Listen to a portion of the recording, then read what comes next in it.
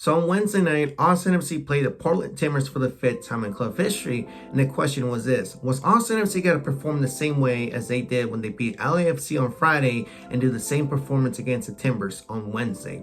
And the answer to that question, you guys, is no. Austin FC had a disappointing game as they lost to the Timbers by a score of 2-1, and the only goal scored in that game was from our MVP contender, Sebastian Driussi. In this game, you guys, it was really strange and really difficult to learn. But before I get to that, let's look at this lineup. For the 7th game in a row, this is the same lineup we've seen for the past month now. And this is the strongest lineup for our second year in Austin FC.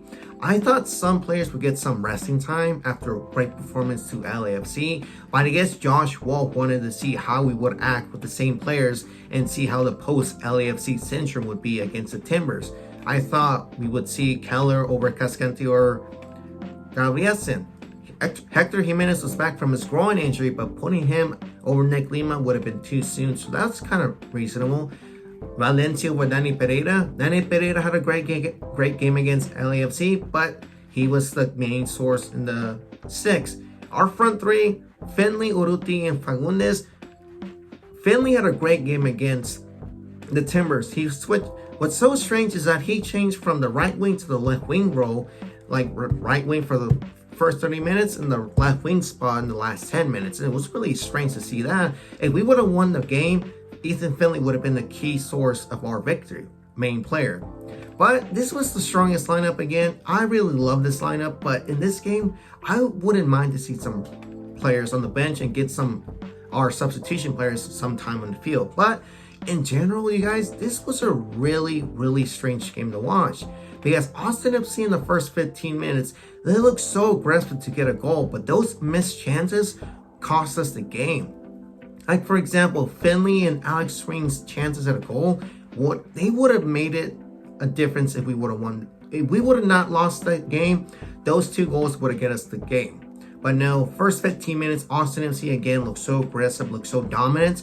But after that, we looked so faded. Because every time the Timbers had a ball, like let's say in their half, like in the back half of their field, there was either 2 or 3 Timber players in the field, and their long passing, long crosses was so on point that they were so fast. You know, the counterattack was so fast that they were just close to getting the goal. Because Gabrielsen and Cascante looked so slow that only 4 players did their job. Nick Lima, Gallagher, Danny Pereira, and even Driussi got there in time to beat those Timber players who got the ball in our field, in our half. But later on, the Timbers scored a goal. Our momentum kind of was fading away, but now, like, extremely.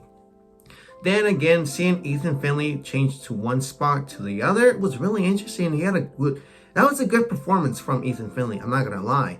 But after that, Urruti suffered a hamstring injury, so we got to see Hosen on the field. Second half was kind of the same situation, but we've seen this story before. Austin FC plays like a second half team, and we act like every time we have a second half games, we have a comeback game. But no, this wasn't it for us, because I don't understand.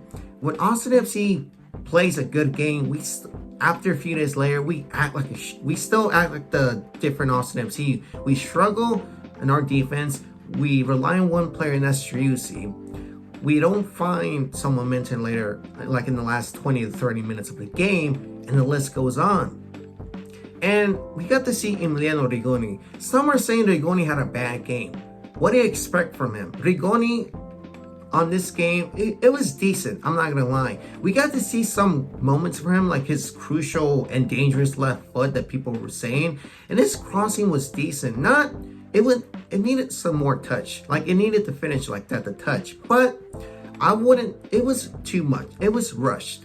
I would have saved him against Nashville or against Real Salt Lake.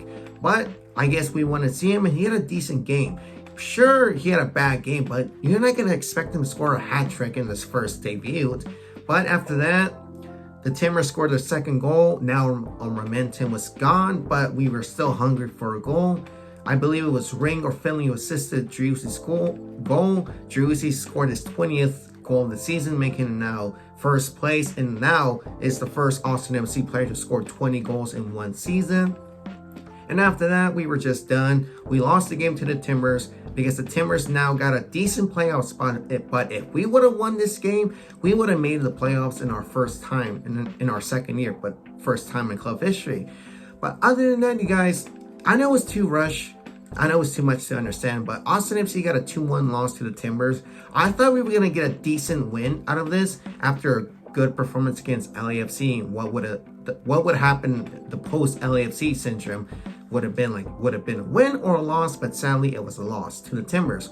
But other than that, we play Nashville in the first Saturday of September, and I'll be back here doing a preview match of that. But yeah, you guys, I hope this video was understandable. Austin FC losing to Timbers, not surprising, but I hope we bounce back in September for an interesting month, playing new teams and playing the same old teams. But yeah, you guys, the name is Vanilla Mexican 17. I am back here doing a video. I'm fully recovered and beat bronchitis. But other than that, I'll catch you guys on the next one.